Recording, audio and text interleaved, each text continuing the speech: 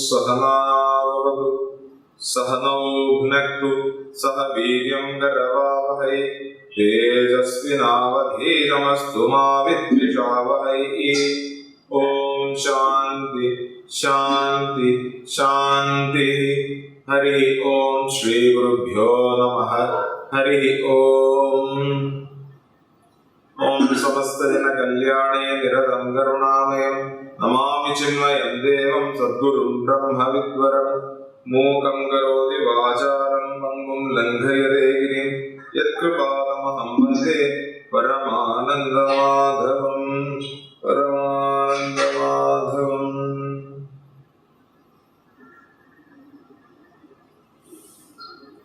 ओम पार्थाय प्रतिबोधितां भगवता नारायणेन स्वयं व्यासेन ग्रथितां पुराणमुनिना मध्ये महाभारतम् अद्वैतामृतवर्षिणीं भगवतीम् अष्टादशाध्यायिनीं अम्ब त्वामनुसन्दधामि भगवद्गीते भवद्वेषिणीम्।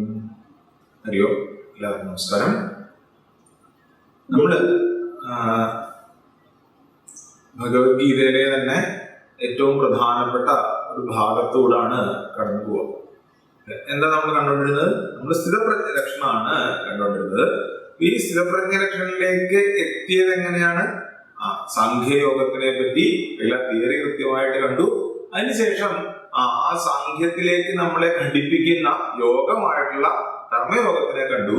അപ്പൊ സ്വാഭാവികമായിട്ടും അർജുനന് ഈ ഒരു സംശയം ഉണ്ടാകുന്ന സമയത്ത് അത് ഭഗവാൻ തീർത്തു കൊടുക്കുകയാണ്. അതായത് എന്താണ്, കർമ്മയോഗത്തിൽ കൂടെ സാഖ്യ ബുദ്ധിയിലേക്ക് എത്തുന്ന ഒരാള് അയാൾ എങ്ങനെയാണ് ഈ ലോകത്ത് ഇടപെടുന്നത് എന്നുള്ളൊരു സംശയം.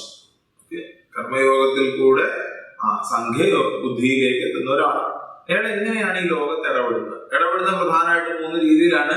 അയാൾ എങ്ങനെ സംസാരിക്കും, എങ്ങനെ ഇരിക്കും, ഈ ലോകത്തിൽ കൂടെ എങ്ങനെ ചരിക്കും എന്നുള്ളത്. അപ്പൊ ഇതിന്റെ അകത്ത് എങ്ങനെയാണ് ആ സ്ഥിതപ്രജ്ഞന്റെ ലക്ഷണം എന്നുള്ളത് ഒരു ശ്ലോകത്തിൽ കൃത്യമായിട്ട് കാണിച്ചു. അതായത് നമ്മൾ കൂടുതൽ ഡെക്കറേഷൻ ഒന്നും വേണ്ട, നല്ല തമാശക്ക് പറഞ്ഞാൽ കൂടെ കൂടുതൽ ആഴത്തിലൊന്നും പോകണ്ട. എന്താണ് സ്ഥിതപ്രജ്ഞന്റെ ഏറ്റവും പ്രധാന ലക്ഷണം? അദ്ദേഹം എല്ലാ ആഗ്രഹങ്ങളെയും അതിജീവിച്ച ആളാണ് എന്ന് മനസ്സിലാക്കുക. ആഗ്രഹങ്ങളില്ലാത്ത ആളാണ്. അത് നെഗറ്റീവ് വേയിലല്ല. കാര്യം എന്നാ, ഒരു ആഗ്രഹം ഇല്ലാത്ത ഒരുത്തൻ എന്ത് മനുഷ്യൻ, അങ്ങനല്ല. പിന്നെയോ ആ നിറവിനാണ് ആഗ്രഹം ഇല്ലാതിരിക്കുന്നത് എന്ന് മനസ്സിലാക്കുക. ആ നിറവിന്റെ പുറത്തുള്ളതാണ്. അല്ലാതെ എന്താണ് ജീവിതം എടുത്തിട്ടുള്ള ഒരിതല്ല. പിന്നെയോ എല്ലാം ഉള്ള ഒരാൾക്ക് പിന്നെ ഒരു ആഗ്രഹം ആവശ്യമില്ല. അപ്പൊ ആ പൂർണ്ണതയിൽ നിന്നാണ് ആഗ്രഹമില്ലായ്മയിലേക്ക് എത്തിയിരിക്കുക. ഇതാണ് സ്ഥിതപ്രജ്ഞന്റെ ലക്ഷണം. ഇനി അർജുനൻ ചോദിച്ചതിനെ വിശദീകരിക്കുകയാണ് ഓരോന്നായിട്ട്. സ്ഥിതപ്രജ്ഞൻ എങ്ങനെ സംസാരിക്കും? രാഗദ്വേഷങ്ങളില്ലാതെ സംസാരിക്കും, മനസ്സിന് ഇളക്കമില്ലാതെ സംസാരിക്കും, ഉദാസീനതയാ പ്രഭാഷണം, ഉദാസീനതയാ സംസാരിക്കും. ഈ സ്ഥിതപ്രജ്ഞൻ എങ്ങനെ ഇരിക്കും? സമാധാനത്തോടുകൂടി ഇരിക്കും. നമ്മളിവിടെ ഇരുന്നാലും ചിലപ്പോൾ കണ്ണടച്ച് ധ്യാനിക്കാണ്ടിരുന്നാലും പല ആഗ്രഹങ്ങളും നമ്മളെ കൊണ്ട് പലതും ചിന്തിപ്പിച്ചുകൊണ്ടിരിക്കും. മനസ്സിങ്ങനെ ആയിരിക്കും ഇരിക്കുന്നത്. നമ്മൾ മനസ്സിനെയൊക്കെ അടക്കാനൊക്കെ ശ്രമിച്ചാലും ഇവിടെ സ്ഥിതപ്രജ്ഞൻ എന്താണ്? സമാധാനത്തോടുകൂടി ഇരിക്കും. അയാളുടെ മനസ്സിന്റെ വിഡ്രോവൽ എന്ന് പറയുന്നത് കൃത്യമായിട്ട് എഫേർട്ട്ലെസ് ആണ് എന്ന് സൂചിപ്പിക്കാൻ വേണ്ടിയിട്ട് ആമയുടെ ഉദാഹരണം കാണിച്ചു. അത് കഴിഞ്ഞിട്ടുള്ള അടുത്ത ശ്ലോകത്തിൽ എന്ത് പറഞ്ഞു? ആമ ഇന്ദ്രിയങ്ങളിലെല്ലാം കൈയിനെയും കാലിനെയും തലയൊക്കെ ഉള്ളിലേക്ക് വലിച്ചാലും ആമയുടെ ഉള്ളിലൊരു മനസ്സ് വർക്ക് ചെയ്യുന്നുണ്ടായിരിക്കും. അപ്പൊ ആ മനസ്സ് വർക്ക് ചെയ്യുന്നത് പോലെ സ്ഥിതപ്രജ്ഞന്റെ മനസ്സ് വർക്ക് ചെയ്യുന്നുണ്ടോ? ഇല്ല. അത് കാണിക്കാനാണ് പറഞ്ഞത്. എന്താണ്? ആ രസത്തിനെ കൂടെ ഇല്ലാതെയാണ്. അതായത് നമ്മള് എന്തെങ്കിലും സാധനയൊക്കെ ചെയ്യുന്ന സമയത്ത് നമ്മള് ചില കാര്യങ്ങള് എന്താണ് ഇത് ചെയ്യാറില്ല, എന്നാ പ്രൊസസ് ചെയ്യാറില്ല, അല്ലെങ്കിൽ ചില കാര്യങ്ങൾ നമ്മൾ നേടിയെടുക്കാൻ ശ്രമിക്കാറില്ല. നമ്മൾ ഇതിനെ നിഗ്രഹിക്കും. പക്ഷെ അത് വേണമെന്ന് മനസ്സിൽ ആഗ്രഹം കാണും, മനസ്സിൽ അതിനോടുള്ള താല്പര്യം, രസം ഉണ്ടായിരിക്കും. ഇവിടെ അഭിലാഷ പോലും സ്ഥിതപ്രജ്ഞന് കാണില്ല എന്ന് കേട്ടോ. എന്നിട്ട് എങ്ങനെ ആകാമെന്ന് കേട്ടോ. എങ്ങനെ ആകാം? മത്പരനായാൽ നമുക്ക് സ്ഥിതപ്രജ്ഞനാകാം. അതായത് ആ ഭഗവാനോട് മനസ്സിനെ ചേർത്തിരുത്തി കഴിഞ്ഞാൽ, ആ മികവിനോട് മനസ്സിനെ ചേർത്ത് വെച്ച് കഴിഞ്ഞാൽ നമുക്ക് സ്ഥിതപ്രജ്ഞനാകാം. കാര്യം എന്താ? ഏറ്റവും മികവ് കിട്ടിയ ആൾക്ക് മോശമായിട്ടുള്ളതിനോടൊന്നും താല്പര്യം വരില്ല. അപ്പൊ ഭഗവാനാണ് ഏറ്റവും ഉയർന്നത്. ആ ഭഗവാനെ പിടിച്ചു കഴിഞ്ഞാൽ പിന്നെന്താ? ഏറ്റവും മോശമായിട്ടുള്ള, മോശം പറയാൻ പാടില്ല, എല്ലാവരും കൂടെ നമ്മൾ ഓടിച്ചു പിടിക്കും. എങ്കിൽ കൂടെ എന്താണ്? ഭഗവാനെ വെച്ച് നോക്കുമ്പോഴത്തേക്ക് ഒന്നും തന്നെ അല്ലാത്ത തുച്ഛമായിട്ടുള്ള ഈ ലോകത്തിൽ നിന്ന് ഒന്നും പ്രതീക്ഷിക്കില്ല. ഇതാണ് പോയിന്റ്. നീ സപ്പോസ് മത്പരനായില്ല എങ്കിൽ എന്ത് പറ്റും? ഞാൻ മത്പരനല്ല, നമ്മൾ മത്പരനല്ല എങ്കിൽ നമ്മുടെ അവസ്ഥ എന്താണ്? നമ്മൾ വീഴ്ചയുടെ പടികളാണ് കഴിഞ്ഞ പ്രാവശ്യം കണ്ടു നിർത്തിയത്. അതായത് മത്പരനല്ല എങ്കിൽ, പിടിക്കാൻ എവിടെങ്കിലും നമുക്കൊരു സ്ഥലമില്ല എങ്കിൽ നമ്മൾ എന്ത് ചെയ്യും? വേറെ എവിടെങ്കിലൊക്കെയാണോ മനസ്സ് പോകുന്നത്, അവിടെയൊക്കെ നമ്മൾ കയറി പിടിക്കും. അപ്പം വിഷയങ്ങളെ ധ്യാനിച്ചുകൊണ്ടിരിക്കുന്ന ആള്, അയാൾക്ക് എന്ത് പറ്റും? അയാളുടെ മനസ്സിൽ ആ വിഷയത്തിനെ പറ്റി ഒരു പ്രീതി ഉണ്ടാകും. ആ പ്രീതി, ആ സംഘം എന്താണ്? ആ വിഷയം വേണമെന്നുള്ള ആഗ്രഹം ജനിക്കും. ഈ ആഗ്രഹത്തിന് എതിരായിട്ട് എന്തെങ്കിലും ഒരു കാര്യം സംഭവിക്കുന്ന സമയത്ത് അതിനോട് ദേഷ്യം ഉണ്ടാകും. ആ ദേഷ്യം എന്ത് പറ്റും? നമ്മൾ ആരാണെന്നുള്ളത് നമ്മൾ മറന്നുപോകും. സമ്മോഹം ഉണ്ടാക്കും. ആ സമ്മോഹം നമ്മൾ ആരാണെന്നുള്ളത് നമ്മളെ മറന്നു കളയും. നമ്മൾ ആരാണെന്നുള്ളത് മറന്നു കളയുമ്പോഴത്തേക്ക്, അല്ലെങ്കിൽ മറന്നു പോകുന്ന സമയത്ത് എന്ത് പറ്റും? കഷ്ടകാലത്തിന് നമ്മൾ പഠിച്ച കാര്യങ്ങളൊക്കെ നമ്മുടെ അറിവ് തന്നെ ഇല്ലാതെയാവും. അറിവില്ലാതായി കഴിഞ്ഞാൽ ധർമ്മമേത അധർമ്മമേതെന്ന് അറിയാൻ പറ്റാത്ത അവസ്ഥ വന്നു കഴിഞ്ഞാൽ നമ്മുടെ നാശം പൂർണ്ണമാണ്. പലപ്പോഴും നമ്മുടെ ഈ ലോകത്തില് പല കാര്യങ്ങൾ അച്ചീവ് ചെയ്തിട്ടുണ്ടായിരിക്കും. ഓക്കെ, പക്ഷെ ഈ ഒരു രീതിയിൽ ചിലപ്പോൾ നമ്മൾ നശിച്ചിരിക്കുകയായിരിക്കും. കാര്യം എന്നാ? വീണ്ടും ഒരു കാര്യത്തിന് പുറകെ പോകും. നമ്മൾ ആരാണെന്ന് മറന്ന് നമ്മൾ ചെയ്യാൻ പാടില്ലാത്ത കാര്യങ്ങൾ ചെയ്തുകൊണ്ട് നശിച്ചിരിക്കും. ഈ ഒരു അലേർട്ട്നെസ് നമ്മുടെ ഉള്ളിൽ വേണം. നമ്മൾ എന്ത് ചെയ്യണം? ഇതിന് ഓപ്പോസിറ്റ് ആയിട്ട് ഒരു സംശയം വേണ്ട, നമ്മൾ മത്പരനാകണം എന്നുള്ളത്. ഇനി അടുത്ത ചോദ്യം എന്താണ്? വ്രജേത. അതാണ് ഇനി ഉത്തരം പറയേണ്ടതായിട്ടുള്ളത്. എന്താണ്? എങ്ങനെയാണ് സ്ഥിതപ്രജ്ഞൻ നടക്കുന്നത്? എങ്ങനെ നടക്കും? അതായത് ഈ ലോകത്തിൽ കൂടെ എങ്ങനെ ചരിക്കും? നടക്കുക എന്ന് ചോദിച്ചാൽ നമ്മൾ അറിയാതെ വിചാരിക്കും, ഓക്കെ ഞൊണ്ടിയാണ് നടക്കുന്നത്, അതല്ലെങ്കിൽ ഏതോ ഇടതുവശം ചേർന്നാണോ വലതുവശം ചേർന്നാണോ, അങ്ങനല്ല. അതിനെപ്പറ്റി അല്ല ഇവിടെ ചോദ്യം. പിന്നെയാണ് എങ്ങനെ ചരിക്കുന്നു എന്ന ചോദ്യത്തിന് കൃത്യമായിട്ട് നമ്മൾ മനസ്സിലാക്കേണ്ടത്, ഈ വിഷയയുക്തമായ ലോകത്തിൽ കൂടെ സ്ഥിതപ്രജ്ഞൻ എങ്ങനെ നടക്കും. ഇത് നമ്മൾ പഠിക്കേണ്ട കാര്യം. നമ്മളെ നമ്മളെ ആകർഷിക്കാൻ വേണ്ടിയിട്ട്, അതിനേക്കാൾ ഉപരി നമ്മളെ ഡിസ്ട്രാക്ട് ചെയ്യാൻ വേണ്ടിയിട്ട് ഈ ലോകം നമ്മളെ മാടി വിളിക്കുന്ന സമയത്ത് നമ്മൾ എങ്ങനെ നടക്കണം എന്നുള്ളതാണ് ചോദ്യം. ഇപ്പൊ സാധകന്മാർക്ക് വേണ്ടിയിട്ട് ആചാര്യന്മാർ പല രീതികൾ പറഞ്ഞിട്ടുണ്ട്. കേട്ടില്ലേ? രാമകൃഷ്ണ പരമഹംസർ പറയും ഒരു കാര്യം. അദ്ദേഹം പറയും, നമ്മള് നേരത്തെ എണ്ണ തേക്കുന്നതാണ് കാണുന്നത്. എന്തിന് എണ്ണ തേക്കുന്നത്? ചക്ക ഒരുക്കുന്നതിന് മുമ്പ് നമ്മൾ അങ്ങനെയല്ല, കയ്യിലൊക്കെ എണ്ണ തേക്കുമല്ലോ. കാര്യം എന്നാ? അങ്ങനെയാണെങ്കിൽ ചക്കപ്പൂഞ്ഞി നമ്മളെ പിടിക്കില്ല, അല്ലെങ്കിൽ ആ ചക്കയുടെ കറ നമ്മുടെ കയ്യിൽ പറ്റില്ല. ഓക്കെ, അതേപോലെ വേണം നമ്മള് ഈ ലോകത്തിലേക്ക് ഭക്തിയാക്കുന്ന എണ്ണ തേച്ചുകൊണ്ട് ഇറങ്ങണം എന്നെല്ലാം പറയുന്നത്. അതുണ്ട് എങ്കിൽ ഈ ലോകം നമ്മളെ പിടിക്കില്ല. തിയറിയൊക്കെ കൊള്ളാൻ സാധനം, ഇതൊക്കെ നമുക്ക് ജീവിക്കാൻ പറ്റുന്നുള്ളതാണ് ചോദ്യം. ഇവിടെ വളരെ കൃത്യമായിട്ട് ഭഗവാൻ എന്ത് ചെയ്യുന്ന വെച്ചാൽ, ലോകത്തിൽ കൂടെ സ്ഥിതപ്രജ്ഞൻ എങ്ങനെ ചരിക്കുന്നു എന്ന് മനസ്സിലാക്കി തരാൻ വേണ്ടിയിട്ട് 64ാമത്തെ ശ്ലോകത്തിൽ ഒരു സാധകൻ എങ്ങനെ നടക്കുന്നു എന്ന് കാണിച്ചു. നമ്മൾ നേരത്തെ നോക്കിക്കഴിഞ്ഞാൽ എങ്ങനെയാണ്? 55ാമത്തെ ശ്ലോകത്തിൽ സ്ഥിതപ്രജ്ഞ ലക്ഷണം എന്താണെന്ന് കാണിക്കും. 56, 57 ശ്ലോകത്തിൽ എങ്ങനെയാണ് സ്ഥിതപ്രജ്ഞൻ സംസാരിക്കുന്നത് എന്ന് കാണിക്കും. 58, 59, 60 ശ്ലോകത്തിൽ എങ്ങനെയാണ് ആ സ്ഥിതപ്രജ്ഞൻ ഇരിക്കുന്നത് എന്ന് കാണിക്കും. 61ാമത്തെ ശ്ലോകത്തിൽ എങ്ങനെ ഒരു സ്ഥിതപ്രജ്ഞനാകാമെന്ന് കാണിക്കും. 62, 63 ശ്ലോകത്തിൽ മത്പരത്വം ഇല്ല എങ്കിൽ ഒരാൾ എങ്ങനെയാണ് വീഴുന്നത് എന്ന് കാണിക്കും. എന്നിട്ട് ഇനി എടുക്കുന്ന ചോദ്യം എങ്ങനെയാണ് ഒരാൾ ഈ സ്ഥിതപ്രജ്ഞൻ ഈ ലോകത്തിൽ ചലിക്കുന്നത് എന്നാണ്. വിഷയയുക്തമായ ലോകത്തിൽ കൂടെ എങ്ങനെയാണ് സ്ഥിതപ്രജ്ഞൻ ചലിക്കുന്നത് എന്ന് ചോദിക്കുന്ന സമയത്ത് ആദ്യം 64ാമത്തെ ശ്ലോകത്തിൽ ഒരു സാധകൻ എങ്ങനെയാണ് ഇവിടെ കൂടെ ചലിക്കുന്നത്, അല്ലെങ്കിൽ നമ്മൾ സാധകനാണെങ്കിൽ നമ്മൾ എങ്ങനെയായിരിക്കും ചലിക്കേണ്ടി വരുന്നത് എന്ന് പറയാം. ഒന്ന്. രണ്ട്, 66, 67 ശ്ലോകങ്ങളിൽ കൂടെ ഒരു അജ്ഞാനി എങ്ങനെയാണ് ചലിക്കുന്നത് എന്ന് കാര്യം. ഓക്കെ. 68-ല് 62ാമത്തെ ശ്ലോകത്തിൽ ഒരു സ്ഥിതപ്രജ്ഞൻ എങ്ങനെയാണ് ചലിക്കുന്നത് എന്ന് കാര്യം. ഇതാണ് നമ്മൾ കാണാൻ പോകുന്നത്. അപ്പൊ എന്താ 64ാമത്തെ ശ്ലോകത്തില് എന്ത് കാണും? പറയും, രാഗദ്വേഷയുക്തൈസ്തു വിഷയാനിന്ദ്രിയേശ്വര ആത്മവശ്യേർധേയാത്മാ പ്രസാദമധികച്ച്. ആത്മനിയന്ത്രണമുള്ളവൻ രാഗദ്വേഷങ്ങളില്ലാത്തവയും സ്വന്തം അധീനത്തിൽ വർത്തിക്കുന്നതുമായ ഇന്ദ്രിയങ്ങളെ കൊണ്ട് വിഷയങ്ങൾ അനുഭവിക്കുകയാണെങ്കിലും ശാന്തി സുഖം നേടും. ഇന്ദ്രിയങ്ങളെ കൊണ്ട് വിഷയങ്ങളിൽ ചലിക്കുന്നു ആര്? ഒരു സാധനം. ഈ വിഷയം നമ്മൾ 3-ാം അധ്യായം വരുന്ന സമയത്ത് വേറൊരു രീതിയിൽ കാണും. ഓർത്തോണേ.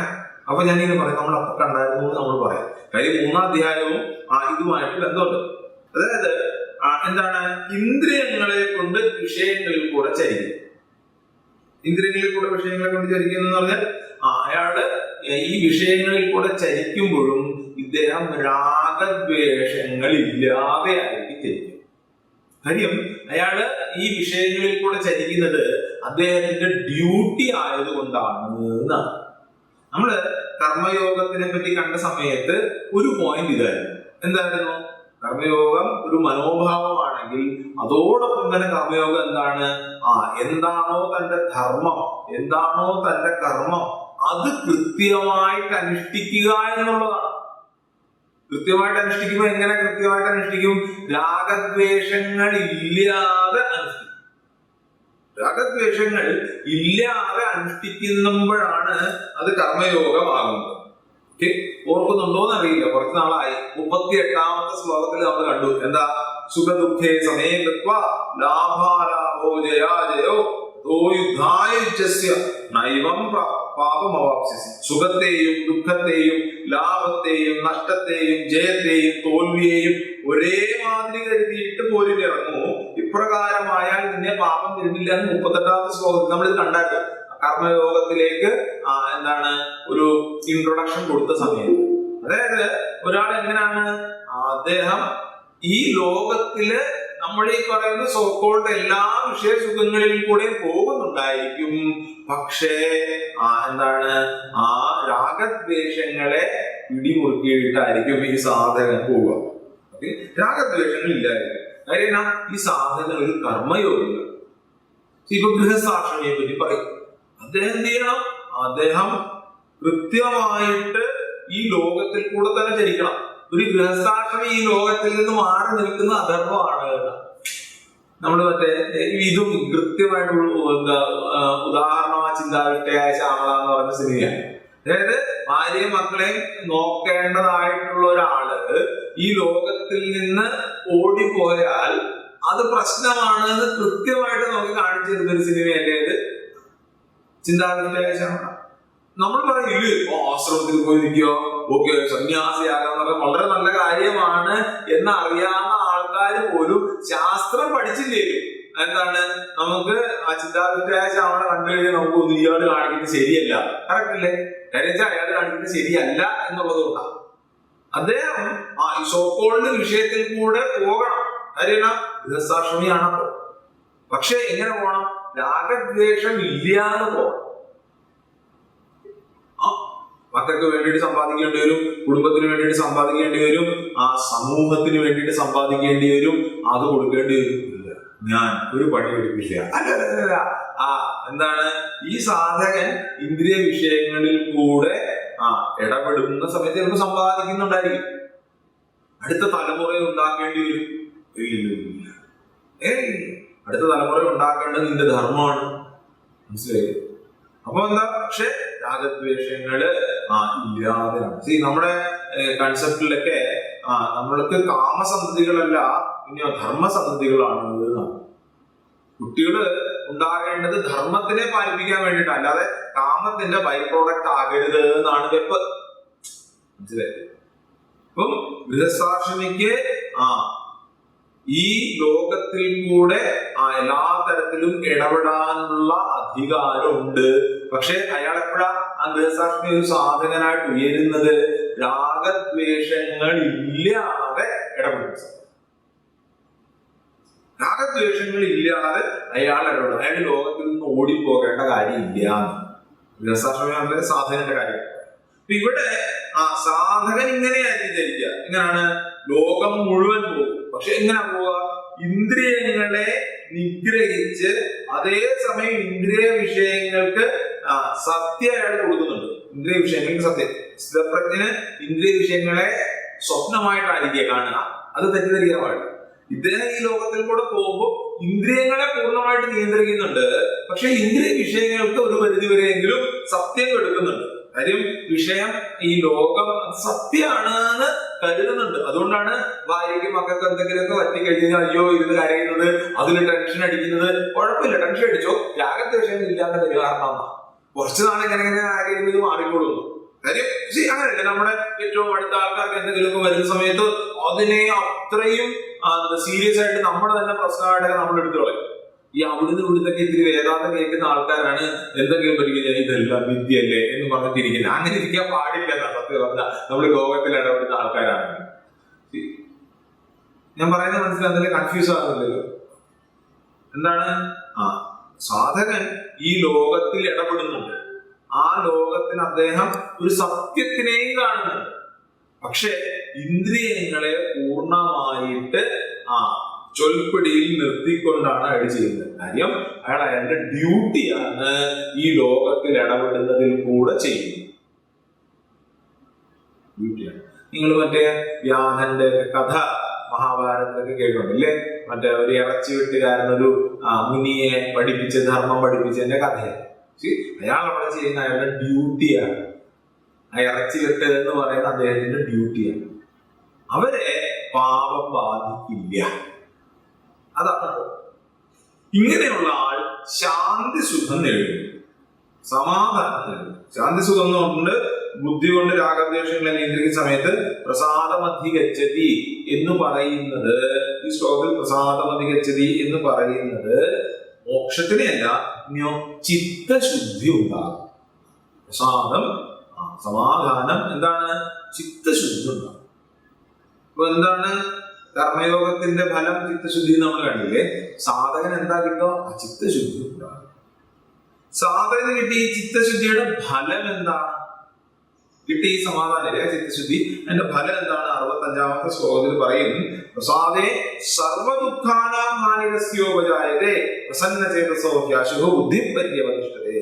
മനഃപ്രസാദം, ഈ ശാന്തി കൈവരുമ്പോൾ അവന്റെ സർവ്വ ദുഃഖങ്ങൾക്കും നാശം സംഭവിക്കുന്നു. എന്തെന്നാൽ പ്രസന്ന ചിത്തന്റെ പ്രജ്ഞ വേഗം നിശ്ചലമാകും. അതായത് 3 തരം ദുഃഖങ്ങളും ഇല്ലാതെയാകും. ആദിദൈവിക, ആദിഭൗതിക, ആധ്യാത്മിക ദുഃഖങ്ങൾ ഇല്ലാതെയാകും. ഇത് മോക്ഷമാണോ? അല്ല. മോക്ഷമായിട്ട് നമ്മൾ ഇവിടെ എടുക്കേണ്ടത് ഇതൊരു തുടക്കമാണ്. നമ്മൾ നമ്മള് പറയാറുണ്ട്, ഈ പറഞ്ഞ പോലെ എന്താണ്, സ്കൂളിൽ പോകുന്ന കുട്ടി നന്നാവും എന്ന് നമ്മളെല്ലാം പറയും ഇല്ലേ? സ്കൂളിൽ പോയി പഠിച്ചാലേ നിനക്ക് നന്നാവും. സ്കൂളിൽ പോയി എന്നതുകൊണ്ട് നന്നാവില്ല. സ്കൂളിൽ 1-ാം ക്ലാസ് വരെ മാത്രം പോയത് കൊണ്ട് നന്നാവില്ല. പിന്നെന്താ? സ്കൂളിൽ പോകണം, അതിനുശേഷം കോളേജിൽ പോകണം, നല്ല രീതിയിൽ വിദ്യാഭ്യാസം ഉണ്ടാക്കിയെടുക്കണം. പക്ഷെ നമ്മൾ പറയും അല്ലേ, സ്കൂളിൽ പോകുന്ന കുട്ടി നന്നാവും. തുടക്കമാണ്. മനസ്സിലായില്ലേ? അതുകൊണ്ട് ശരി, ഞാൻ സ്കൂളിൽ പോയി, അവിടെ വെറുതെ പോയി എല്ലാ ദിവസവും രാവിലെ എന്നും. ഇപ്പൊ തമാശ ഉണ്ടല്ലോ, അതായത് ആൾക്കാർ പറയും മഴയത്ത് മറ്റേ സ്കൂളിന്റെ ഇറക്കി കയറി നിന്നവരെ പോലും 10-ാം ക്ലാസ് പരീക്ഷ ജയിപ്പിക്കുന്നു എന്നെല്ലാം പറഞ്ഞിട്ട് തമാശയൊക്കെ. ഇത് അങ്ങനെയല്ല. സ്കൂളിൽ പോയാൽ നന്നാവെന്ന് പറഞ്ഞാൽ സ്കൂളിൽ പോകണം, പഠിക്കണം, അവിടെ പറയുന്ന ആൾക്ക് ജീവിക്കണം. സ്കൂളിലെ വിദ്യാഭ്യാസം കഴിഞ്ഞിട്ട് പറ്റുകയാണെങ്കിൽ കോളേജിൽ പോകണം, അവിടെ പഠിക്കണം, അവിടുന്ന് വിദ്യ ആർജിക്കണം. ആ രീതിയിൽ ഉയർന്നു വരുന്ന സമയത്ത് കൃത്യമായിട്ടുള്ള വിദ്യ അഭ്യസിക്കുന്ന സമയത്ത് നന്നാവുന്നതാണ് താല്പര്യം. സ്കൂളിന്റെ ആ കെട്ടിടത്തിന്റെ അടുത്ത് പോയി നിന്നത് കൊണ്ടല്ല എന്ന് നമുക്ക് എല്ലാവർക്കും മനസ്സിലാവുന്നത് പോലെ സാധകന്റെ ഫലം എന്താണ്? എല്ലാ ദുഃഖങ്ങളും ഇല്ലാതാകും. എങ്ങനെ? കർമ്മയോഗത്തിൽ കൂടെ ഉയർന്ന് സാധകൻ അതിൽ കൂടെ ഉയർന്ന് എന്തിലേക്ക് എത്തുന്ന സമയത്ത് ആ സാഖ്യയോഗത്തിൽ തന്നെ എത്തണം. അവസാനം അത് എത്തും ഓട്ടോമാറ്റിക്കലി. ഈ ഒരു രീതിയിൽ പോയാൽ അപ്പൊ എന്താ നമ്മൾ കണ്ടത്? ലാഡർ ഓഫ് വാൾ നമ്മൾ നേരത്തെ കണ്ടുവരുന്നെങ്കിൽ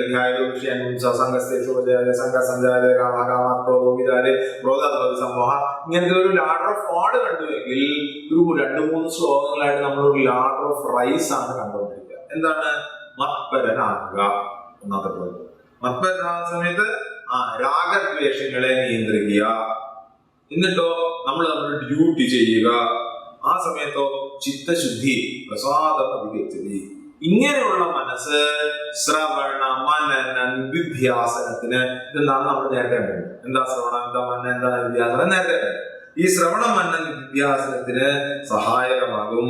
ആ സമയത്ത് ആത്മാവിൽ സ്ഥിരമായിട്ട് സ്ഥിതി ചെയ്യാൻ പറ്റും, മോക്ഷത്തിലേക്ക് എത്തും. ഇതാണ് ലാഡർ ഓഫ് റൈസ്. അപ്പൊ ഇവിടെ ചിത്തശുദ്ധി കൊണ്ട് നിനക്ക് പ്രസാദം അധികരിച്ചത് എന്ന് പറയുമ്പോ ശാന്തി ഉണ്ടാകുന്നു എന്ന് പറയുമ്പോ മോക്ഷശാന്തി അല്ല, പക്ഷെ ഈ ഒരു രീതിയിൽ പോകുമ്പോ മോക്ഷത്തിലേക്ക് തന്നെ. അതോ ശരി. എന്നിട്ടോ ഇനി 66 എന്താ പറയുക? അജ്ഞാനി എങ്ങനെയാണ് ചരിക്കുക? അതാണ് 66. അജ്ഞാനി എങ്ങനെ ചരിക്കുക? നാസ്തി ബുദ്ധിരയുക്തസ്യ അജായുക്തസ്യ ഭാവന ഭാവയത ശാന്തി അശാന്തസ്യ കുതസുഖം. ഇതാണ് ചോദ്യം.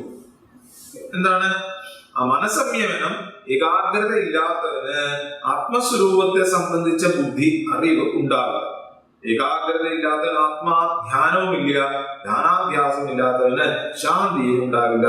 അശാന്തന് എവിടെ സുഖം? അയുക്തസ്യ, ചിത്തേകാഗ്രത ഇല്ലാത്തവന്, മത്പരത്വം ഇല്ലാത്തവന്, അയുക്തന് സാങ്ക്യബുദ്ധി കിട്ടില്ല എന്നാണ്. ആ മത്പരത്വം ഇല്ല എങ്കിൽ, ആ ബേസ് ഇല്ല എങ്കിൽ, തുടക്കം ഇല്ല എങ്കിൽ ആ പരമമായിട്ടുള്ളതിനെ കിട്ടില്ല എന്നുള്ളതാണ് പോയിന്റ്. കാരണം എന്താണ്? കാരണം അയുക്തസ്യ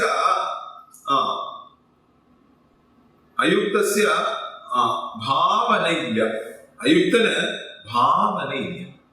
എന്താ ഈ ഭാവന? ഈ ഭാവന എവിടുന്ന? സിനിമാടിയാണോ? അല്ല. ഒരു കാര്യം ഓർക്കണം. ഞാനിത് അന്ന് സൂചിപ്പിച്ചിട്ടുണ്ടോ എന്ന് ഞാനിപ്പോ ഓർക്കുന്നില്ല, അതുകൊണ്ടാണ് ഞാൻ ഒന്നുകൂടെ ഒന്ന് പറയുന്നത്.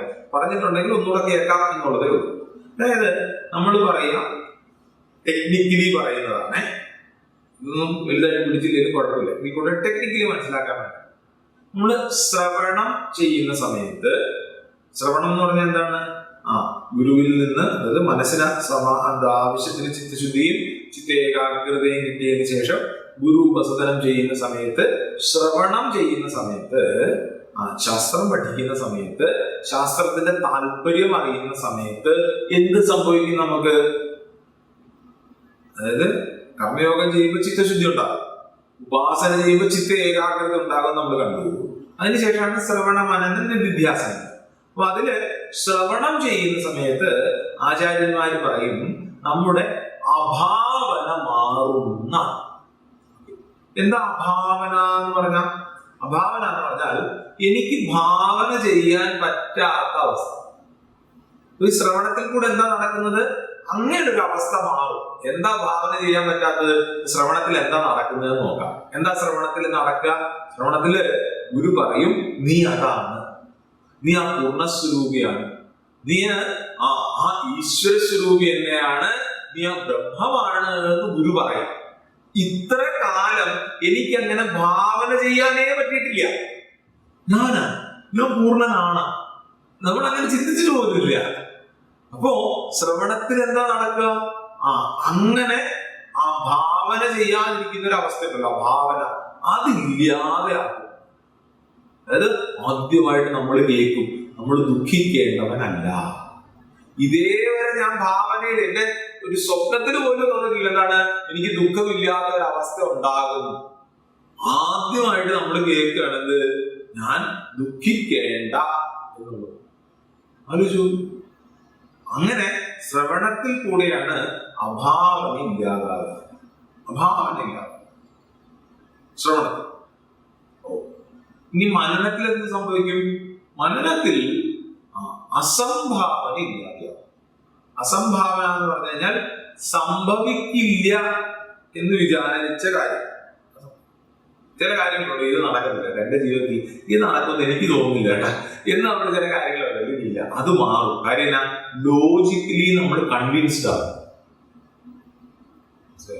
ലോജിക്കലി നമ്മൾ മനനത്തിൽ കൂടെ നമ്മൾ വളരെ രീതിയിൽ ചിന്തിച്ച് വ്യത്യാസം ലോജിക്കലി കൺവിക്ഷൻ ഉണ്ടാകുന്ന സമയത്ത് അസംഭാവന, അതായത് ഒരിക്കലും സംഭവിക്കില്ല എന്നുള്ള നമ്മുടെ ചിന്ത അത് മാറും. അതാണ് മനനത്തിന്റെ ഫലമായിട്ട് പറയുക ടെക്നിക്കലി. ഇനിയോ നിധിധ്യാസനത്തില് വിപരീത ഭാവന മാറും. വിപരീത ഭാവന എന്ന് പറഞ്ഞാൽ കോൺട്രറി തിങ്കിങ്. അതായത് നമ്മള് ഈ പറഞ്ഞ കണക്ക് ലോജിക്കലി കൺവിൻസ്ഡ് ആണ് ചില കാര്യങ്ങൾ. ലോജിക്കലി കൺവിൻസ്ഡ് ആണെന്ന് പറഞ്ഞു കഴിഞ്ഞാൽ, ഉദാഹരണം പറഞ്ഞാൽ മറ്റേ ലൈഫ് ജാക്കറ്റ് ഇട്ടിട്ട് നമ്മള് വെള്ളത്തിലേക്ക് ചാടാൻ പോവാണ്. അപ്പം ആദ്യം നമ്മൾ കേൾക്കുന്ന എന്താണ്, ഗുരു പറയും, ഗുരു അല്ല, ഈ വെള്ളത്തിലേക്ക് ചാടിക്കുന്ന ഗൈഡ് പറയും, നമ്മളൊക്കെ പറയും, ചേട്ടാ ലൈഫ് ജാക്കറ്റ് ഇട്ട് കഴിഞ്ഞാൽ നിങ്ങൾ വെള്ളത്തിൽ പൊങ്ങിക്കിടക്കും എന്ന് പറയും. ശ്രവണമായി. അതായത് ഇതേവരെ നമുക്ക് അങ്ങനെ ഒരു ധാരണയെ അറിയില്ല, എന്ത് ഇങ്ങനൊരു സാധനം ഇട്ട് കഴിഞ്ഞാൽ എനിക്ക് വെള്ളത്തിൽ പൊങ്ങിക്കിടക്കാൻ പറ്റും എന്നുള്ളത് എനിക്ക് അറിയത്തില്ല. സത്യമായിട്ട് പൊങ്ങിക്കിടക്കും, സത്യമായിട്ട് പൊങ്ങിക്കിടക്കും ചേട്ടാ, എന്നെ വിശ്വസിക്ക്, നമ്മൾ ഇത് സ്ഥിരം ചെയ്യുന്നതല്ലേ, ചേട്ടൻ താന്നു പോകില്ല. ഇങ്ങനെയൊക്കെ ആണെങ്കിലും നമ്മൾ ഒന്ന് ലോജിക്കലി കൺവിൻസ് ചെയ്യാൻ വേണ്ടി സാധനമൊക്കെ ഇട്ടിട്ട് നോക്കുമ്പോൾ ഇത്രയും മണ്ണൊക്കെയുണ്ട്, അതുകൊണ്ട് എന്താ വേറെ കുറെ ആൾക്കാരൊക്കെ പൊങ്ങി കിടക്കുന്നതൊക്കെ കാണുന്നുണ്ട് നമ്മൾ അവിടെ വെള്ളത്തില്. എങ്കിലും നമ്മൾ എന്ത് ചെയ്യും, ചാടാൻ നമുക്കൊരു പേടിയുണ്ട്. ലോജിക്കലി നമ്മൾ കൺവിൻസ്ഡ് ആണ്. നമ്മൾ ചാടി പൊങ്ങി കിടക്കുന്നുണ്ട് എങ്കിലും ഉണ്ടല്ലോ, ഇതിപ്പോ നിങ്ങളൊക്കെ ഇത് ചെയ്തിട്ടുണ്ടോ എന്നറിയില്ല, ചെയ്തിട്ടുണ്ടെങ്കിൽ ഈ അനുഭവം കൃത്യമാണ്. അതായത് നമ്മളിങ്ങനെ ആദ്യം ഇങ്ങനെ വെള്ളത്തിൽ ഇടുന്ന ചില പുഴയിലോ അവിടെ എല്ലാം ആണെങ്കിൽ ഈ എന്താണ് നമ്മളിങ്ങനെ കാല് തൊത്തി ഇങ്ങനെ തൊത്തി നടക്കും. അപ്പോഴും നമ്മൾക്ക് ഈ ലൈഫ് ജാക്കറ്റിന്റെ സപ്പോർട്ട് ഉണ്ട്. എന്നിട്ട് പതുക്കെ ഈ കാല് താഴെ മുട്ടാത്ത ആ കയത്തിലേക്ക്, വലിയ വ്യത്യാസമൊന്നും കാണുന്നില്ല, ഇത്രയും വ്യത്യാസം കാണുന്നില്ല, കാലിന് തൊടാൻ പറ്റത്തില്ല. ആ വ്യത്യാസത്തിലേക്ക് പോകുമ്പോ തന്നെ അറിയാതെ വയറ്റിൽ നിന്ന് തീ വരും എന്ന് പറയുന്നത്. കാര്യം എന്താ, എന്റെ കാല് തൊടുന്നില്ല. ലോജിക്കലി കൺവിൻസ്ഡ് ആണ് എന്തില്, ഈ ലൈഫ് ജാക്കറ്റ് കാരണം ഞാൻ താഴ്ന്നു പോകില്ല, എങ്കിലും എനിക്കത് അനുഭവമായിട്ട് വന്നിട്ടില്ല. പറയുന്ന ഉദാഹരണം മനസ്സിലാക്കുന്നുണ്ടോ? അതായത് ചില സമയത്ത് എനിക്ക് ലോജിക്കലി ഞാൻ കൺവിൻസ്ഡ് ആണ്, ഞാൻ ബാക്കിയുള്ള ആൾക്കാരൊക്കെ വെള്ളത്തിൽ പൊങ്ങിക്കിടക്കുന്നത് കാണുന്നുണ്ട്, ഞാനും വെള്ളത്തിൽ പൊങ്ങിക്കിടക്കുന്നത് ഞാൻ അനുഭവിച്ചിട്ടുണ്ടെങ്കിലും എന്റെ കാല തറയിൽ നിന്ന് മാറുന്ന നിമിഷം അറിയാതെ എന്ന് പറഞ്ഞ് വയറ്റിക്കൊണ്ടൊരു നീ വരും. കാര്യമില്ല, ഇതേവരെ ഞാൻ വെള്ളത്തിൽ പൊങ്ങിക്കിടന്ന ഒരു അനുഭവം എനിക്കില്ലേ. അയ്യോ എന്നിട്ട് ഇങ്ങനെ പിടിക്കും. ഞാൻ എന്റെ ഒരു കൂട്ടുകാരനായിട്ട് വെള്ളത്തിൽ ചാടിയ സമയത്ത് ഞാൻ നീന്തുന്ന സമയത്ത് ഇവനെ പൊക്കെടുത്തി സൈഡിലോട്ട് കൊണ്ടുവരുമ്പോൾ അയ്യോ എന്ന് പറയാം. ഞാൻ പറയടാ ഒന്നും പറ്റത്തില്ലടാ, ഇല്ല നീ എന്നെ പിടിച്ചു എന്ന് പറഞ്ഞോണ്ടിരിക്കും. ആണല്ലോ, ഇത് കോൺട്രറി തോട്ട്സ് ആണ്. ഇതേപോലെ ഞാൻ വിദ്യാസനത്തിൽ ഇരിക്കുന്ന സമയത്ത് നീ ശരീരമനോ ബുദ്ധിയല്ല, എന്താണ് ഈ ചിദാനന്ദ രൂപ ശിവോഹം എന്ന് പറയുന്ന സമയത്തും ചില സമയത്ത് ചിന്തകൾ കയറി വരും. ഓക്കെ, അപ്പം നിധിധ്യാസനമാണ് ഈ വിപരീത ഭാവനയെ, കോൺട്രറി തോട്ട്സിനെ ഇല്ലാതെയാക്കും. മനനം അസംഭാവന ഇല്ലാതെയാക്കും, ശ്രവണം അഭാവന ഇല്ലാതാക്കും. ഇവിടെ പറയാണ് എന്താണ്, അയുക്തന് ഭാവനയില്ല, അവന് ഭാവന ചെയ്യാൻ പോലും കഴിയില്ല. ആർക്ക്? ആ ചിത്ത ഏകാഗ്രത ഇല്ലാത്തവന്, ചിത്തശുദ്ധിയും ചിത്ത ഏകാഗ്രത ഇല്ലാത്തവർക്ക് അവൻ ആത്മസ്വരൂപിയാണ്, സുഖസ്വരൂപിയാണ്, പൂർണ്ണസ്വരൂപിയാണ് എന്ന് ഭാവന ചെയ്യാൻ പോലും പറ്റില്ല. അപ്പൊ ആദ്യം എന്ത് വേണം? ചിത്തശുദ്ധി ചിത്ത ഏകാഗ്രത ഉണ്ടാക്കണം, കർമ്മയോഗം ചെയ്യണം, ഉപാസന. എന്നാലേ ശ്രവണത്തിന്റെ ഫലമായിട്ടുള്ള അഭാവനയിലേക്ക് നമുക്ക് കടക്കാൻ പറ്റും. അഭാവന മാറില്ല, ശ്രവണം നടക്കില്ല, പ്രോപ്പറായിട്ട് ശ്രവണം നടക്കില്ല. നമ്മൾ ഇത് എത്ര കേട്ടായിരുന്നു അല്ലെ, തത്വമസി നമ്മൾ കേട്ടിട്ട് എന്തെങ്കിലും സംഭവിച്ചിട്ടുണ്ടോ? ഒന്നും സംഭവിച്ചിട്ടില്ല. കാര്യം ചിത്തശുദ്ധി ചിത്ത ഏകാഗ്രതയും ആ ഒരു പ്രോപ്പർ രീതിയിലല്ല. അതാണെങ്കിലോ അഭാവം. ഇനിയോ അഭാവ ശ്രവണം ചെയ്യാത്തവന് മനനത്തിൽ കൂടെയുള്ള ശാന്തി കിട്ടില്ല.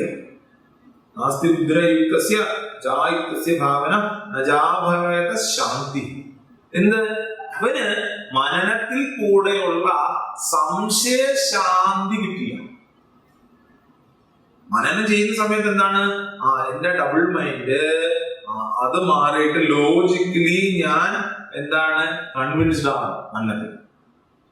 ഇവിടെ ശ്രവണത്തിൽ കൂടെ ഭാവന ഉണ്ടായില്ല എങ്കിൽ, അഭാവന മാറിയില്ലെങ്കിൽ ഉറപ്പാണെന്ന് മനനത്തിൽ കൂടെ സംശയശാന്തി കിട്ടില്ല. ഓക്കെ, ഞാൻ കുറച്ച് കേട്ടു എന്നിട്ട് മനനം ചെയ്തു, നല്ല കാര്യം, ചെയ്തോളൂ. പക്ഷെ നമ്മൾ ചിത്തശുദ്ധി ചിത്ത ഏകാഗ്രത ഉണ്ടാക്കുന്ന സമയത്ത് ശ്രവണം പ്രോപ്പറാകും. ശ്രവണം പ്രോപ്പറാകുന്ന സമയത്ത് എന്റെ മനനം ക്ലിയർ ആകും, ക്ലാരിറ്റി ഉണ്ടാവും. ഇങ്ങനെ മനനത്തിൽ സംശയശാന്തി ഇല്ലാത്തവന് നിധിധ്യാസനത്തിലെ സുഖം, അശാന്തസ്യ കുതസുഖം, നിധിധ്യാസനത്തിൽ കൂടെ കിട്ടുന്ന സുഖം എങ്ങനെ വരാനാണ്? ഇതാണ്. അതായത് ഇവിടെ നമ്മളിവിടെ ആരെ പറ്റിയ കാണുക? അജ്ഞാനി എങ്ങനെ ചലിക്കുന്നു നാം പറഞ്ഞു തുടങ്ങി. എന്നിട്ടാണ് ഈ അഭാവനയിലേക്കും അസംഭാവനയിലേക്കും പോയത്. അജ്ഞാനി എങ്ങനെയാണ്? അയാളുടെ ആ ബേസിക് ആയിട്ടുള്ള ചിത്തശുദ്ധി തന്നെ റെഡി ആയിട്ടില്ല. നമ്മൾ ചില സമയത്ത് പുറത്ത് നോക്കുമ്പോൾ ഇങ്ങനെ ചന്ദനമൊക്കെ തൊട്ട് മഞ്ഞ ഡ്രസ്സൊക്കെ ഇട്ട് നടപ്പുണ്ട്, താടിയൊക്കെ വളർത്തി. പക്ഷെ ആ ബേസിക് ആയിട്ടുള്ള ചിത്തശുദ്ധി തന്നെ റെഡി ആയിട്ടില്ല എങ്കിൽ ബാക്കിയുള്ള കാട്ടായങ്ങളൊക്കെ കാട്ടായങ്ങൾ മാത്രമാണ്. അജ്ഞാനി അങ്ങനെയാണ് ചെയ്യുക. അയാൾക്ക് ചിത്തശുദ്ധി ചിത്ത ഏകാഗ്രത ഇല്ല, ശ്രവണത്തിൽ കൂടെയുള്ള അഭാവന ഉണ്ടായിട്ടില്ല, മനനത്തിൽ കൂടെയുള്ള അസംഭാവന ഉണ്ടായിട്ടില്ല, വിദ്യാസനത്തിൽ കൂടെ വിപരീത ഭാവന കളഞ്ഞിട്ട് ആ സുഖത്തിനെ, ശാന്തിയെ കിട്ടില്ല. ഇതാണ് അവസ്ഥ. സാധാരണ എങ്ങനെ ശരിക്കും ഈ ലോകത്തിൽ ഇന്ദ്രിയങ്ങളെ നിഗ്രഹിച്ചുകൊണ്ട് ഇന്ദ്രിയ വിഷയങ്ങളിൽ കൂടെ തന്റെ ഡ്യൂട്ടിയാണ് എന്ന് പറഞ്ഞ് നടക്കും. ശരി, അയാൾക്ക് എന്ത് കിട്ടും? പ്രസാദം അധികരിച്ചു. അജ്ഞാനി എന്ത് ചെയ്യും? അജ്ഞാനിയുടെ ചിത്ത ഏകാഗ്രതയും ചിത്തശുദ്ധിയും തന്നെ ക്ലീൻ ആകാത്തത് കൊണ്ട് തന്നെ അയാൾക്ക് ശ്രവണ മനന നിധ്യാസനങ്ങള് ബാക്കിയുള്ള കാര്യങ്ങളൊന്നും സെറ്റ് ആവില്ല. ഇനി ഇന്ദ്രിയ നിഗ്രഹം ഇല്ലാതെ മോക്ഷം സാധ്യമല്ല എന്ന് നമ്മളെ ഒന്നുകൂടെ ഉറപ്പിക്കാൻ വേണ്ടിയിട്ട് ഒരു മെറ്റഫർ, ഒരു രൂപകം നമ്മുടെ മുമ്പിലേക്ക് ആചാര്യം. ഇത് ചില്ലറ കാര്യമല്ല. ഇത് വളരെ എന്താണ് ആഴത്തിൽ ചിന്തിക്കേണ്ടതാണ് എന്ന് നമ്മളെ ഓർമ്മിപ്പിക്കാൻ വേണ്ടിയിട്ട്, നമ്മളെ എപ്പോഴും ഓർത്തിരിക്കാൻ വേണ്ടിയിട്ട് ടെക്നിക്കലി ഇപ്പം അഭാവന അസംഭാവന എന്നല്ല നിങ്ങൾ എഴുതിയതുകൊണ്ടല്ലേ ഓർത്ത് വെക്കുന്നേ, അല്ലേ? അല്ലാതെ ഓർത്തിരിക്കുന്നില്ല. ഓക്കെ, നേരെ മറിച്ച് നമ്മൾ മറക്കാതിരിക്കാൻ വേണ്ടിയിട്ട് ഒരു രൂപകം, ഒരു മെറ്റഫർ നമ്മുടെ മുമ്പിലേക്ക് വെക്കും. ആ വെക്കുന്ന മെറ്റഫറിനെ ഞാൻ എക്സ്റ്റെൻഡ് ചെയ്യുമേ, അത് വേറെ കാര്യം. എന്താ? 67ാമത്തെ ശ്ലോകത്തിൽ പറയും, ഇന്ദ്രിയാണാഭിചരത എന്മനോനു വിധീയതേ തദസ്യ ഹരതി പ്രജ്ഞാം വായുർനാവസി. എന്താണ്? ഇവിടെ വിഷയങ്ങളിൽ വ്യാപരിച്ചു കൊണ്ടിരിക്കുന്ന ഇന്ദ്രിയങ്ങളുടെ പിന്നാലെ പോകുന്ന മനസ്സ് വെള്ളത്തിൽ തോണിയെ കാറ്റെന്ന പോലെ ഇവന്റെ വിവേകത്തെ വലിച്ചു കൊണ്ടുപോകും. വെള്ളത്തില് ആടി ഉലയുന്ന തോണിയുടെ രൂപകമാണ് ഇവിടെ എടുത്തിരിക്കുക. അപ്പൊ ഈ രൂപകത്തിനൊന്ന് വലുതാക്കാണേ, വേറെ കുറച്ച് ആംഗിളുകളിൽ കൂടെ ഇല്ല. നമ്മളൊക്കെ ഇപ്പൊ എന്താണ്? തോണിയിൽ ഉഴവ് കാണുന്നതാണ്. കാര്യം എന്താണ്? ഉഴറാത്തതിന്റെ കാര്യം വ്യാപരിച്ചുകൊണ്ടിരിക്കുകയാണ് നമ്മുടെ മനസ്സ്. നമുക്ക് എവിടെയെങ്കിലും ആങ്കർ ചെയ്യാനൊന്നും ഇല്ല. ഈ രൂപത്തിനൊന്ന് എക്സ്റ്റെൻഡ് ചെയ്താലോ? എക്സ്റ്റെൻഡ് ചെയ്താൽ നമ്മൾ ആരാണ്? നമ്മളാ ജീവനാണ്, ജീവിയാണ് നമ്മൾ ഓരോരുത്തരും. കടൽ എന്താണ്? ഈ തോണി പോകുന്ന കടൽ എന്താണ്? സംസാരമാണ് കടൽ. ഇത് സംസാരമാണ്.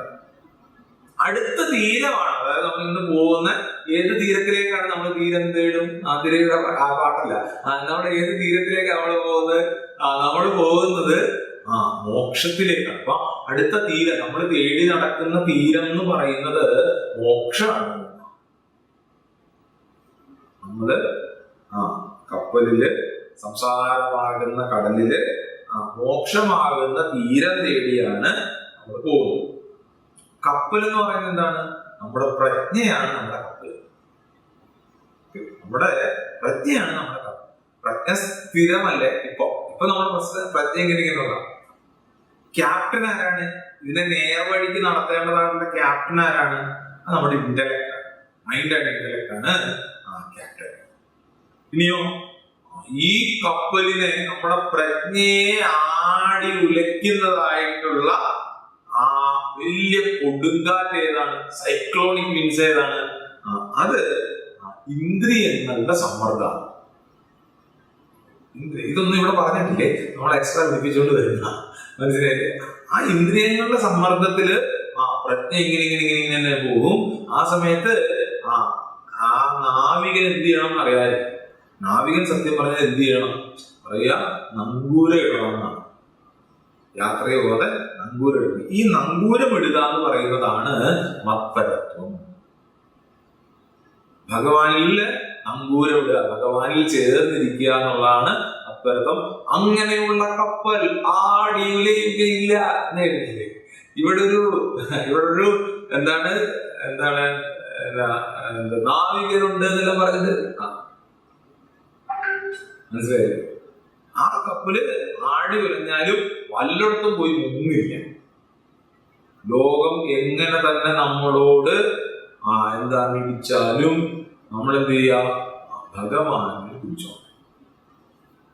ശ്രീരാമകൃഷ്ണ പരമഹംസൻ പറയും, ശ്രീരാമകൃഷ്ണ ദേവൻ പറയും, ഒരു കൈ ഭഗവാനിൽ വെക്കണം, മറ്റേ കൈ ലോകത്തിൽ ഇടപെട്ടോളാണ്. അങ്ങനാണെങ്കിൽ ഒരു കാരണവശാൽ ഒന്നും പറ്റില്ല. ഇത് നമ്മൾ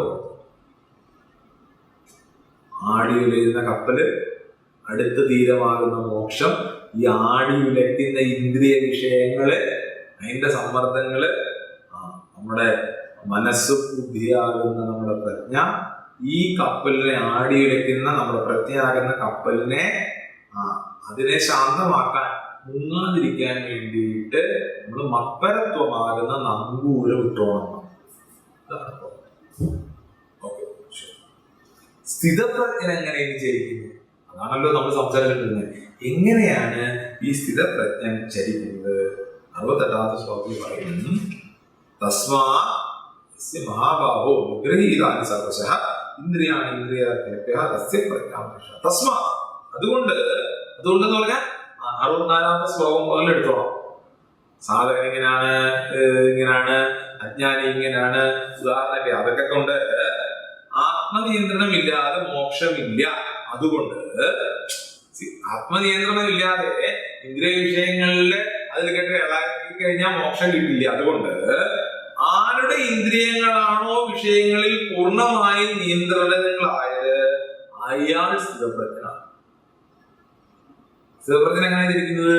ഇന്ദ്രിയങ്ങളിൽ പൂർണ്ണ നിയന്ത്രണത്തോടുകൂടി ചെയ്യും. ഈ വിഷയയുക്തമായ ലോകത്തിൽ എങ്ങനെ ചരിക്കും? സാധകൻ നിയന്ത്രിച്ചു കൊണ്ട് ചെയ്യും.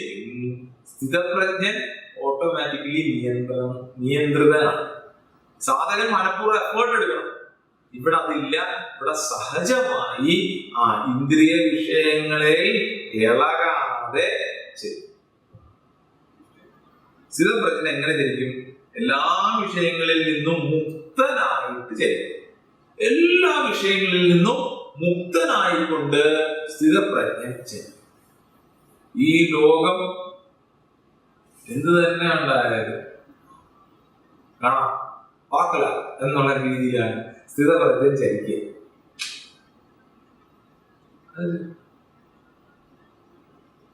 ഒരു മറ്റേ സിനിമയിലെ ഡയലോഗ് അറിയാതെ വന്നായിപ്പോ, അതായത് മറ്റേ വിക്രം എന്ന് പറഞ്ഞൊരു സിനിമയുണ്ട്. ആ സിനിമയ്ക്ക് കമലഹാസനൊക്കെ ഇങ്ങനെയൊക്കെ പറ്റിയെടുത്ത് ചെയ്യും എന്ന് പറയുന്ന സമയത്ത് കമലഹാസന്റെ കഥാപാത്രം പറയുന്ന ഡയലോഗ് ഉണ്ട്. എന്താണ്? இந்த மாதிரி நேரங்களிலே வீரர்கள் சொல்றது വാർത്തകൾക്ക് പാത്തുക്കള എന്ന് കാണാം. അതേപോലെ ഈ ലോകം ഇങ്ങനെ ചെയ്താൽ സ്ഥിതപ്രജ്ഞന്റെ ആറ്റിറ്റ്യൂഡ് എന്താണ്? കാണാന്ന്. കാര്യം എന്നാ? അതൊന്നും ഇദ്ദേഹത്തിനെ ബാധിക്കില്ല.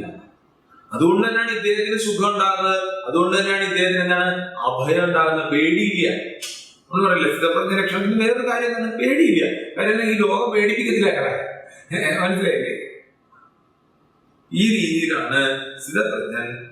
ഇനിയോ 61 ശ്ലോകത്തില് ഇതിനെ ഒന്ന് ഉറപ്പിക്കാൻ വേണ്ടിയിട്ട് ഒരു ഉദാഹരണം കൂടെ പറയും, ഒരു ഉപമസഹിതം പറയും. എന്താണ് ഇത്? വളരെ പ്രശസ്തമായിട്ടുള്ള ഒരു ശ്ലോകമാണ്. എന്താണത്? സർവഭൂതാനാം തസ്യാം ജാഗ്രതി സംയമി സ്യാം ജാഗ്രതി ഭൂതാനി സ്വാദിശാവശ്യതോ മുനേഹേ. എന്താണ്? സർവജീവികൾക്കും യാതൊന്ന് രാത്രിയാണോ ആ രാത്രിയിൽ ജിതേന്ദ്രൻ ഉണർന്നിരിക്കുന്നു, യാതൊന്നിൽ ജീവികൾ ഉണർന്നിരിക്കുന്നുവോ ആ പകൽ തത്വദർശിയായ എനിക്ക് രാത്രി എത്ര. ഉറക്കമില്ലാത്ത ആളാണ്. അല്ലല്ല, ഇത് നല്ല രസകരമായിട്ട് ആചാര്യന്മാര് നമ്മുടെ മുമ്പിലേക്ക് വെച്ച് തന്നൊരു കാര്യമാണ്. എന്താണത്? രാത്രി എന്ന് പറഞ്ഞാൽ എന്താർത്ഥം? രാത്രി എന്ന് പറഞ്ഞാൽ സ്വാമി രാത്രി ശുഭരാത്രി ആയിരുന്നില്ല. രാത്രി എന്ന് പറഞ്ഞു കഴിഞ്ഞാൽ വെളിച്ചമില്ലാത്തത്, കാണാൻ പറ്റാത്തത് എന്നാണ്. ഈ രാത്രി നമുക്ക് കാണാൻ പറ്റില്ല, ഇരുട്ടാണ്. പകൽ എന്ന് പറഞ്ഞാൽ എന്താണ്? വെളിച്ചമുള്ളത്, കാണാൻ പറ്റുന്നതാണ്. ഡേ രാത്രിയാണോ ഡേ എന്ന് ചോദിക്കും. വല്ല മനസ്സിലായോടെ ചോദ്യം മനസ്സിലായില്ലേ? സർവഭൂതാന എല്ലാ ജീവജാലങ്ങൾക്കും എന്ന് പറഞ്ഞാൽ ബേസിക്കലി ഏറ്റവും കൂടുതലുള്ള അജ്ഞാനികൾ. അതായത് അജ്ഞാനികൾക്ക് കാണാൻ പറ്റാത്തത് രാത്രിയായിട്ടുള്ളത് എന്താണ്? ബ്രഹ്മമാണ്. ആ ഈശ്വരനാണ്, ആ ബ്രഹ്മത്തിനെയാണ് അജ്ഞാനികൾക്ക് കാണാൻ പറ്റാത്തത്. അപ്പൊ അത് അജ്ഞാനികൾ കാണുന്നത് എന്താണ്? അവർക്ക് പകലായിട്ടുള്ളത് എന്താണ്? ലോകമാണ്. ഇനി ശ്രദ്ധിച്ചോ, എന്താണ്? സർവജീവികൾക്കും യാതൊന്ന് രാത്രിയാണോ ആ രാത്രിയിൽ ജിതേന്ദ്രൻ ഉണർന്നിരിക്കുന്നു എന്ന് ലിറ്റററി ട്രാൻസ്ലേഷനാണ്. ഏതെല്ലാം ജീവജാലങ്ങൾക്ക്, അജ്ഞാനികൾക്ക് എന്താണോ കാണാൻ പറ്റാത്തത് സ്ഥിതപ്രജ്ഞൻ അത് കാണുന്നു എന്ന് പറഞ്ഞാൽ എന്താ? സ്ഥിതപ്രജ്ഞൻ അത് പകലാണെന്ന് പറഞ്ഞാൽ സ്ഥിതപ്രജ്ഞൻ അത് മനസ്സിലാവുന്നു, കാണുന്നു എന്ന് പറഞ്ഞാൽ അജ്ഞാനികൾക്ക് കാണാൻ പറ്റാത്തതായിട്ടുള്ള ബ്രഹ്മം അതിനെയാണ് സ്ഥിതപ്രജ്ഞൻ കാണുന്നത്. എവിടെ നോക്കിയാലും ആ ബ്രഹ്മസത്യം എന്നുള്ളത് സ്ഥിതപ്രജ്ഞനായി ആ രീതിയിലാണ് ജീവിക്കുക. ഇനിയോ യാതൊന്നിൽ ജീവികൾ ഉണർന്നിരിക്കുന്നുവോ, അതായത് ഈ അജ്ഞാനികള് ഏതിനെയാണോ കണ്ടുകൊണ്ടിരിക്കുന്നത് എന്താണ്? ലോകമാണ്, ഈ സംസാരത്തിനെയാണ് നമ്മൾ ഓരോരുത്തരും കണ്ടുകൊണ്ടിരിക്കുക. അത് സ്ഥിതപ്രജ്ഞന് രാത്രിയാണ്. നമ്മൾ പറഞ്ഞു വന്നപ്പോൾ പറ്റി, അതായത് ഈ ലോകം നമ്മൾ കാണും, സ്ഥിതപ്രജ്ഞ അത് രാത്രിയാണെന്ന് പറഞ്ഞാൽ അദ്ദേഹത്തിന് ഇത് കാണാൻ പറ്റില്ല. കാര്യം അദ്ദേഹം ഈ ലോകത്തിനെ കാണുന്നില്ല, എല്ലാത്തിലും ആ ഈശ്വരനെ, ആ ബ്രഹ്മത്തിനെ തന്നെ ദർശിക്കുന്നു എന്ന് താല്പര്യം. നമ്മൾ പറഞ്ഞു വന്നപ്പോൾ എന്തുപറ്റി?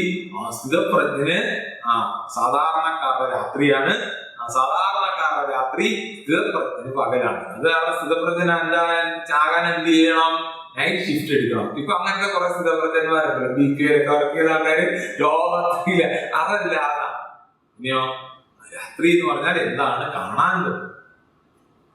ബ്രഹ്മത്തിനെയാണ് നമ്മൾ എപ്പോഴും കാണുന്നത് എങ്കിൽ അജ്ഞാനികൾ കാണാത്തതാണ്. കാണുന്നതെങ്കിൽ നമ്മള് ലോകത്തിനെ കാണുന്നില്ല എങ്കിൽ, അജ്ഞാനികൾ എപ്പോഴും കാണുന്നതാ ലോകമാണ്, ലോകത്തിനെ കാണുന്നില്ല എങ്കിൽ നമ്മള് നമ്മുടെ ജീവിതത്തിൽ ഇതേ കാര്യം കാണാറുണ്ട്. ചില ആൾക്കാര് വളരെ വലിയ എളുപ്പത്തിൽ ടക്കനെ എന്ന് പറഞ്ഞ വ്യത്യാസങ്ങൾ കണ്ടുപിടിക്കാറുണ്ട്. ഇല്ലേ? ആ വ്യത്യാസങ്ങൾ കണ്ടുപിടിക്കാറുണ്ട്. നമ്മള് ശരിക്കും ഒരേപോലെ നമ്മൾ ചായ എടുത്തോണ്ട് കൊടുത്തെന്ന് വെച്ചോ, അപ്പൊ പെട്ടെന്നായിരിക്കും കൊച്ചു പിള്ളേരെ കണ്ടില്ല, അവര് ചേട്ടൻ അമ്മ കൂടുതൽ എടുത്തു എനിക്ക് കുറവാണ്, നമ്മളെ ചിന്തിച്ചത് പോലും കാണത്തില്ല. പക്ഷെ പെട്ടെന്നാണ് ഇവർ ഇതിനകത്ത് വ്യത്യാസം കാണുന്നത്. ലോകം ഈ ഡിഫറൻസിനെ കാണുക എന്നുള്ളതാണ് ലോകം. കുട്ടികള് പെട്ടെന്ന് അവർ കൊണ്ടോ മറ്റേ കേക്ക് മുറിച്ചു കൊടുത്ത സമയത്ത് പറയും, കണ്ടോ അമ്മ ചേട്ടന് വലുത് കൊടുത്തു, അല്ലെങ്കിൽ അമ്മ അനിയന് വലുത് കൊടുത്തു, എനിക്ക് ചെറുതാണ്. നമ്മൾ നോക്കുമ്പോൾ ഇത് രണ്ടും ഒരേപോലെ തന്നെ ഇരിപ്പുണ്ട്. മനസ്സിലായി? നമുക്ക് അവിടെ അപ്പൊ ആ കേക്കിന്റെ സൈസ് എന്ന് പറയുന്നത് രാത്രിയാണ്, ആ കുട്ടികൾക്ക് അത് പകലാണ്. മനസ്സിലായി? നമ്മളവിടെ കേക്കിനെ മാത്രമേ കാണുള്ളൂ, ഇവർക്ക് ആ സൈസാണ് കാണുന്നത്. ഇതേപോലെ ഈ ലോകത്തിനെ സ്ഥിതപ്രജ്ഞൻ കാണുന്നില്ല. ഇവിടെ ഈ ലോകത്തിന് പകരം എല്ലാം ബ്രഹ്മമായിട്ട് ആ സ്ഥിതപ്രജ്ഞൻ കാണും. അതുകൊണ്ട് എന്താണ്? അജ്ഞാനികൾക്ക് രാത്രിയായിട്ടുള്ളത് സ്ഥിതപ്രജ്ഞന് പകലാണ്. അജ്ഞാനികൾക്ക് പകരായിട്ടുള്ളത് അവര് കാണുന്ന ഈ ഡിഫറൻസ് ഒക്കെ എന്താ? ഈ ഡിഫറൻസ് എന്ന് പറയുന്നതാണ് ലോകം. ആ ഡിഫറൻസ് ഒക്കെ സ്ഥിതപ്രജ്ഞ രാത്രിയാണ്. അയാൾക്ക് ഒരു തരത്തിലുള്ള ഡിഫറൻസ് കാണാറില്ല.